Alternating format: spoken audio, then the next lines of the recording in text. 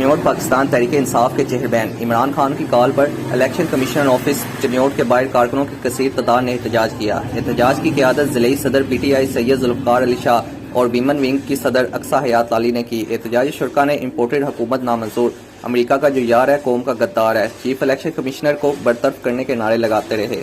مقررین نے میڈیا سے گفتگو کرتے ہوئے کہا کہ ملک پر عدالتوں کے ذریعے چور ڈاکو کو مسلط کر دیا گیا ہے۔ رات 12 بجے عدالتیں کھول کر ملک کے غداروں کو تحفظ فراہم کیا گیا۔ ملک کے اندر فور الیکشن کروائے جائیں، الیکشن کمیشنر منحرف اراکین کے خلاف کارروائی کرے۔ احتجاجی شرکا کو پولیس کی بھاری نفری نے چاروں طرف سے گھیرے رکھا۔ رپورٹ ڈپٹی بیورو چیف علی حسن، 131 نیوز چنیوٹ۔ بسم اللہ الرحمن الرحیم۔ آج کے احتجاج کے حوالے سے ہم یہاں ضلعی سیکریٹریٹ میں اکٹھے ہوئے ہیں اور ہم الیکشن کمیشن کے آفس تک جا کے اپنا ریکارڈ جو ہے احتجاج اس کو ریکارڈ کرائیں گے۔